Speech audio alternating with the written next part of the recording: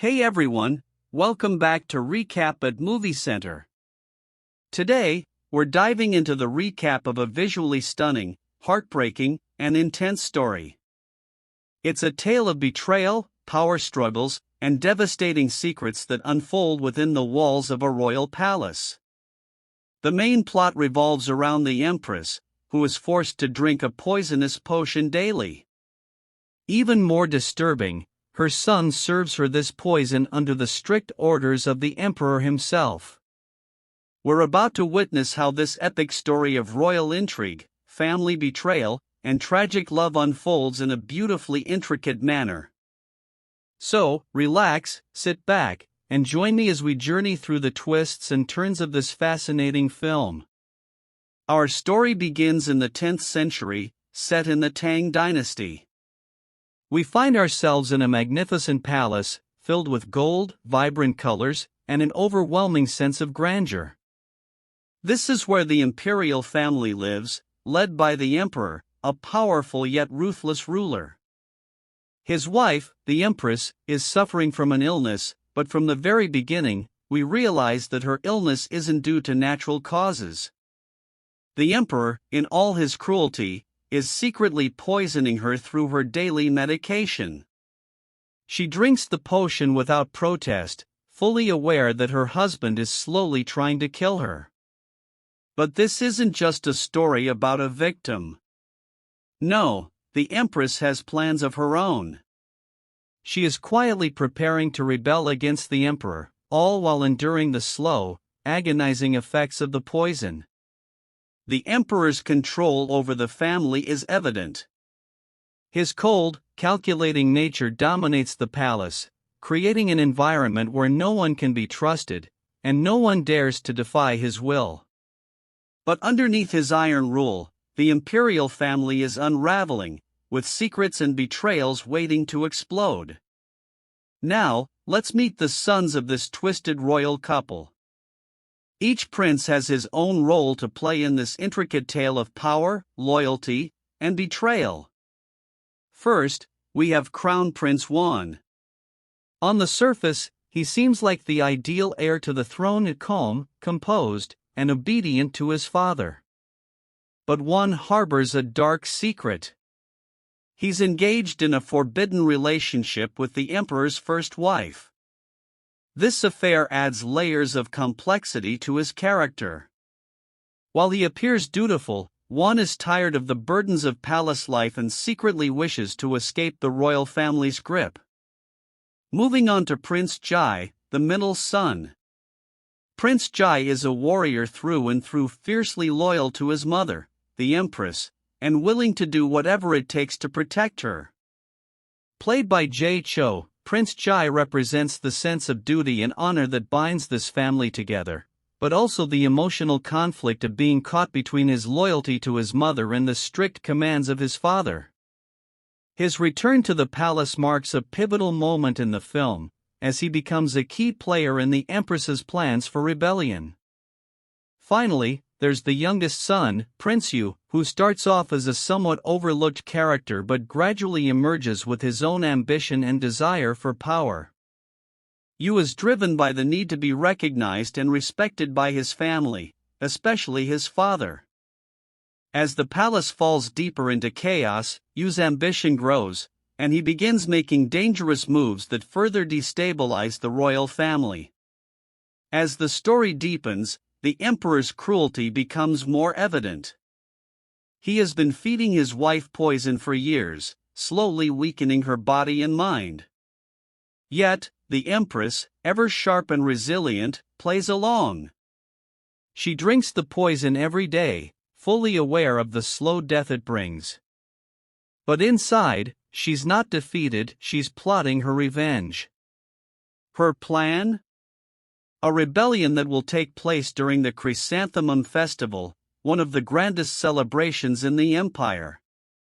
During this festival, the palace will be decorated with golden chrysanthemums, a beautiful yet ironic symbol of the royal family's power and the impending doom awaiting them. The Empress gathers her loyal servants and allies, carefully weaving a plot to overthrow her husband. Prince Jai, loyal to his mother, is drawn into her plans, standing by her side as the rebellion begins to take shape.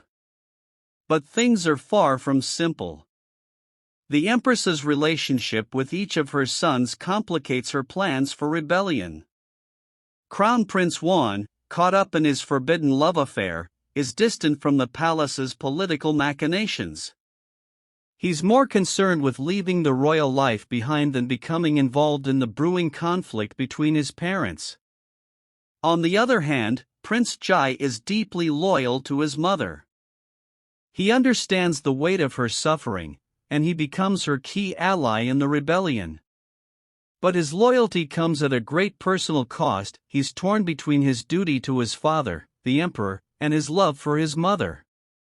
This internal conflict makes him one of the most tragic characters in the film. Prince Yu, meanwhile, sees an opportunity in the chaos. Hungry for recognition, he begins making secret moves to position himself for power.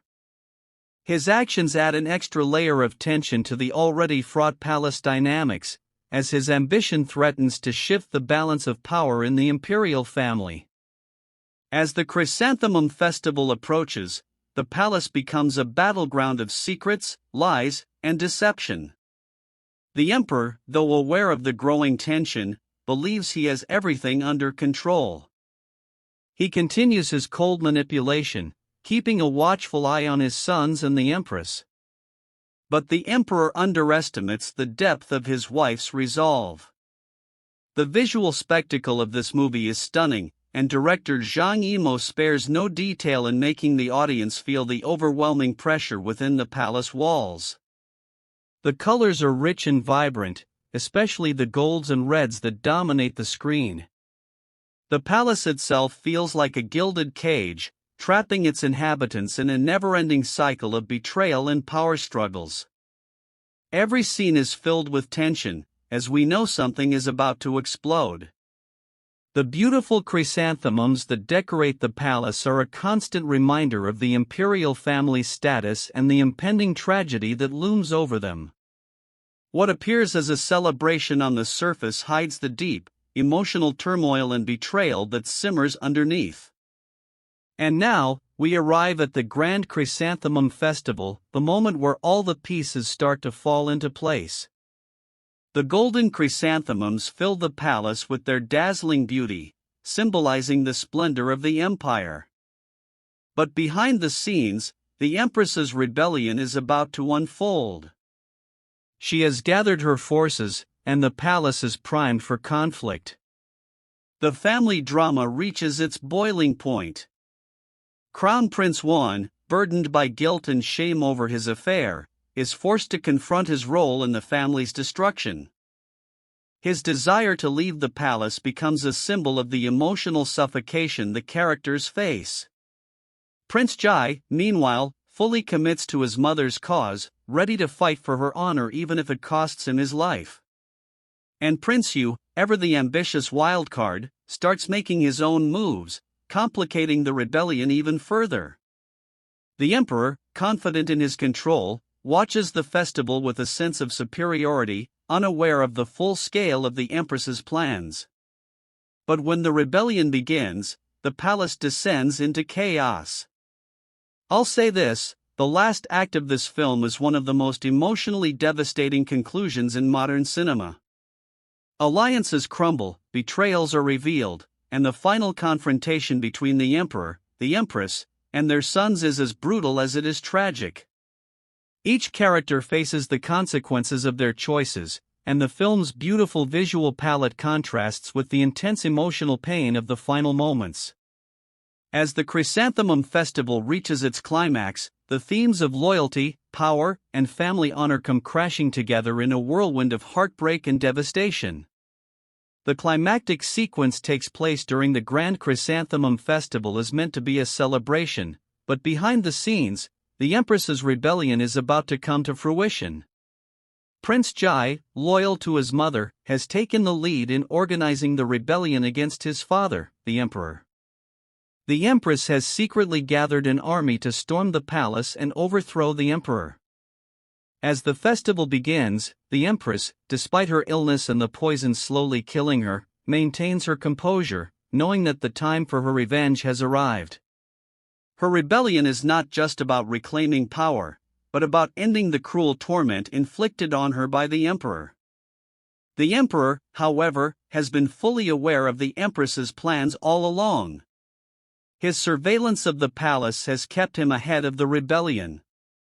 Just as the Empress believes her forces will attack and overthrow the Emperor, his imperial army, loyal to him, swiftly and brutally crushes the rebellion. This shocking turn of events happens in a visually striking battle scene, where the golden flowers are drenched in the blood of the soldiers loyal to the Empress. The sheer scale of the Emperor's military power is revealed, and it becomes clear that any hope for the Empress's victory has been shattered. In a final confrontation between Prince Jai and his father, the Emperor accuses him of treason for siding with the Empress. Despite Jai's loyalty to his mother, he also respects his father and struggles with his conflicting feelings. The Emperor, cold and calculating as ever, gives Prince Jai an impossible choice: he can either kill himself to prove his loyalty, or he will be executed as a traitor. In a heart-wrenching moment, Prince Jai chooses to take his own life. He commits suicide by ritual disembowelment, seppuku, in a tragic attempt to reconcile his divided loyalty between his mother and father. This act of sacrifice devastates the Empress, as she watches her beloved son die in front of her, further breaking her already tortured heart. The Emperor's cold, ruthless demeanor remains unshaken as he watches the destruction of his wife's rebellion and the death of his son. He shows no remorse or emotion for the havoc he has caused, revealing the depths of his cruelty and ambition for absolute control. After the rebellion is crushed and Prince Jai is dead, the Emperor forces the Empress to continue drinking the poisonous medicine. Despite all her efforts to overthrow him, she remains powerless in the end. The poison will continue to ravage her body, slowly killing her, as a daily reminder of her failed rebellion and the Emperor's dominance over her. Amidst the chaos, Crown Prince Yuan, the eldest son, grapples with his own inner turmoil. Having been involved in a secret affair with his stepmother, the Emperor's first wife, Yuan had long been disillusioned with the royal life. Earlier in the movie, Yuan had expressed his desire to leave the palace and escape the suffocating responsibilities of being the heir to the throne.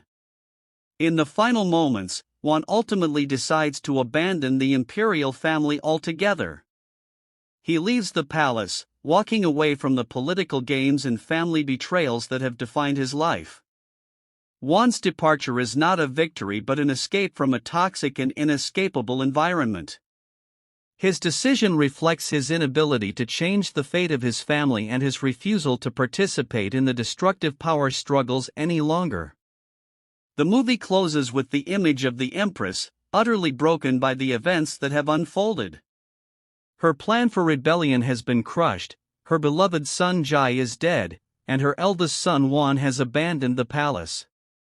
She is left with nothing but the bitter reality of her situation. She remains trapped under the Emperor's rule, with her life continuing to be slowly drained by the daily poison. In the final scenes, the Empress is seen sitting at the palace, surrounded by the golden chrysanthemums that had once symbolized her hope for rebellion and renewal. Now, they serve as a painful reminder of her defeat and the overwhelming power of the Emperor. The once vibrant golden flowers now feel suffocating, trapping her in a cage of her own making.